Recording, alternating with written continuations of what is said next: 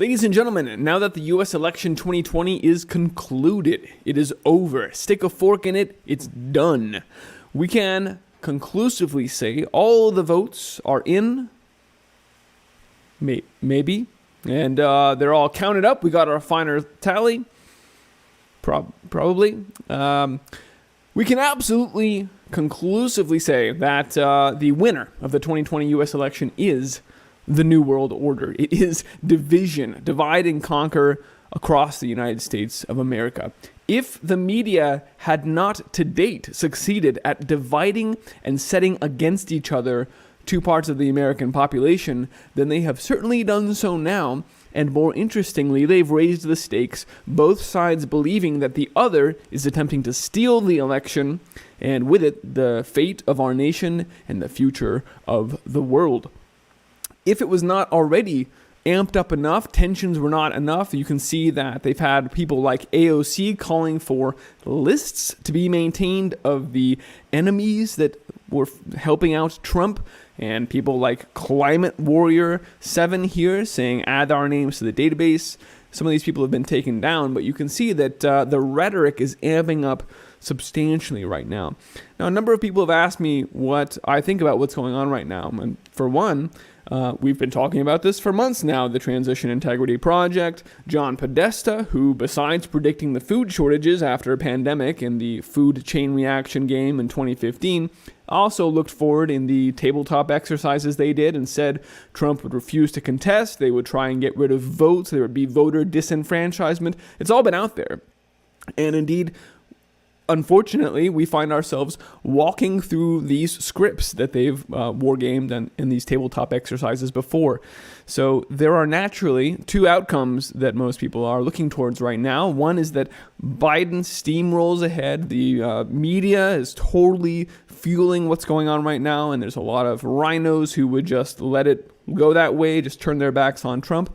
And that way, Biden would be up there and the world would seemingly have a set of world leaders that are completely unopposed to the New World Order, setting the stage for a dark winter and a great reset into Agenda 2030 and everything it holds for us. The alternative, and frankly, the one I believe is happening right now, is that they are amping up this rhetoric and just getting everyone on the left as excited as possible. Trump is gone. They're cutting him off mid-speech in the news and just projecting this victory, getting everyone expecting that Trump will get out of office. And then in the courts, they'll reverse it, probably using a Barrett vote, so they can say, these people shouldn't have been installed in the Supreme Court.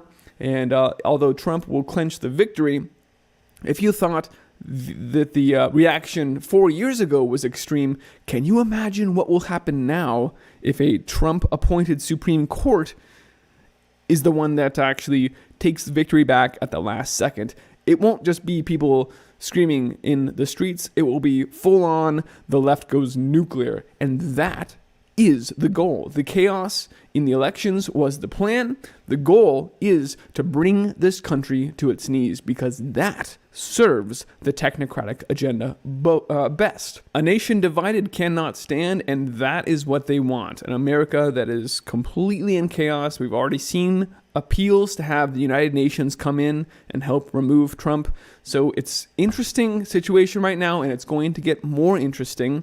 But the winner of the 2020 elections is the technocrats. Technocrats like Klaus Schwab, who literally wrote the book COVID-19, The Great Reset. Please, let me save you the time. This is a terrible book. It is full of academic drivel attempting to justify the total totalitarian takeover of humanity.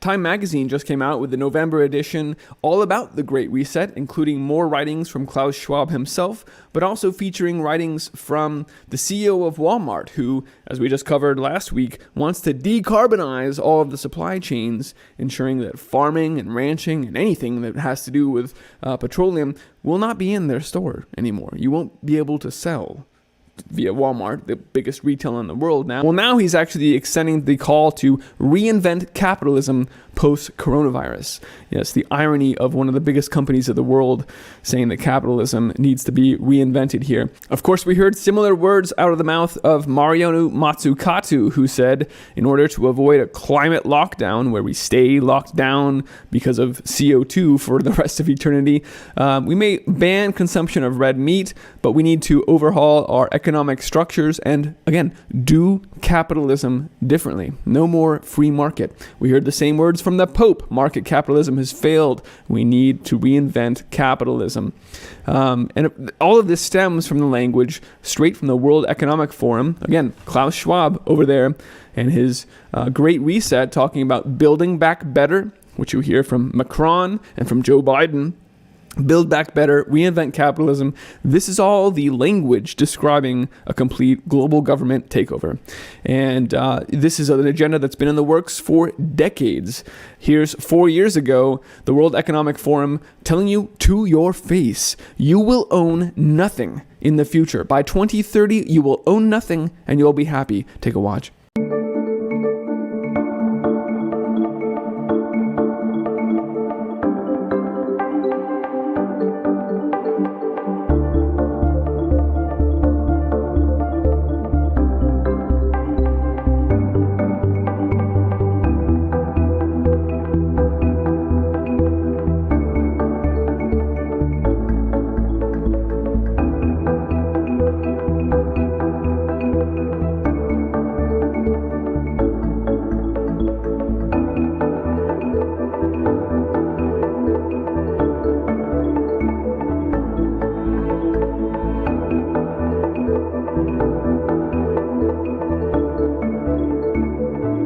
Yes, it's all smiles, no private ownership, no free markets, but we're building back better now. That's what it's going to happen. We have TED Talks about reinventing capitalism. You can see that they've pushed this idea out there pretty far and wide.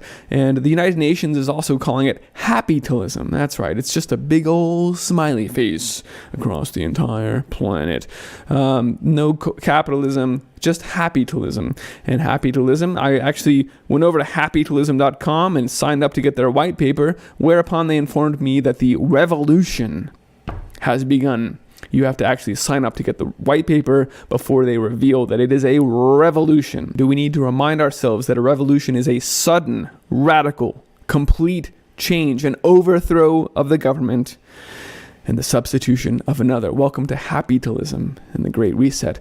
So the lockdowns are beginning. If you are focused exclusively on the U.S. election right now, you may not have noticed. And so let's just mention Europe is going back under lockdown. UK is going under ridiculous amounts of lockdown. Here's one of their UK police departments in the West Midlands who is openly advertising proudly that they are now arresting people for not wearing masks. This isn't someone taking a video of the police doing it and then posting it to social media.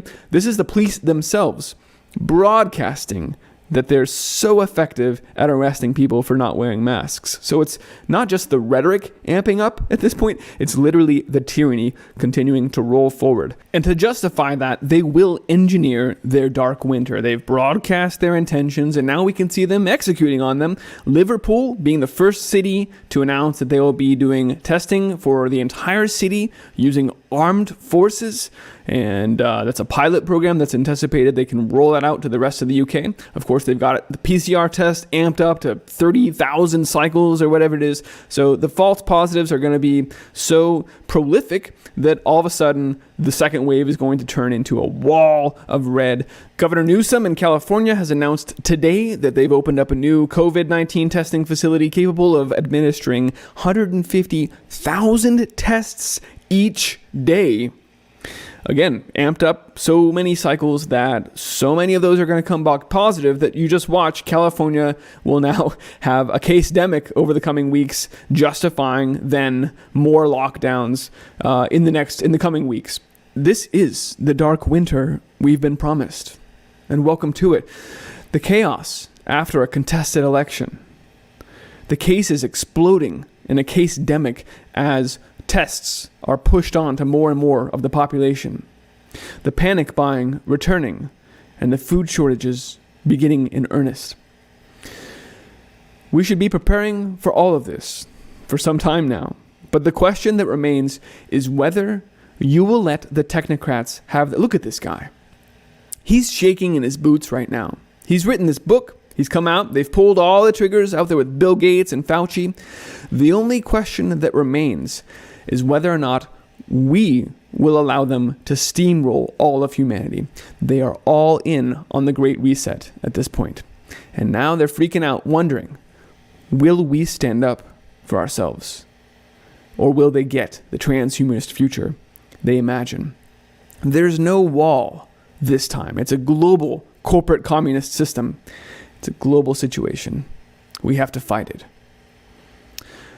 Thanks for watching this report, folks. You can find it and all my reports on iceagefarmer.com. If you're watching this on YouTube, get off. Go to bitshoot.com/iceagefarmer or lbry.tv/@iceagefarmer and hit the subscribe buttons there. Do not depend on YouTube at this point, please, because the censorship is off the charts. And of course, iceagefarmer.com directly. If you value this broadcast and the information I bring, you can help me keep it running. iceagefarmer.com/support has a few ways that you can do that, and I very genuinely appreciate it. Thanks for watching, folks. We may be entering a dark winter, but the light of humanity is shining brighter than ever. Let's show them what we got.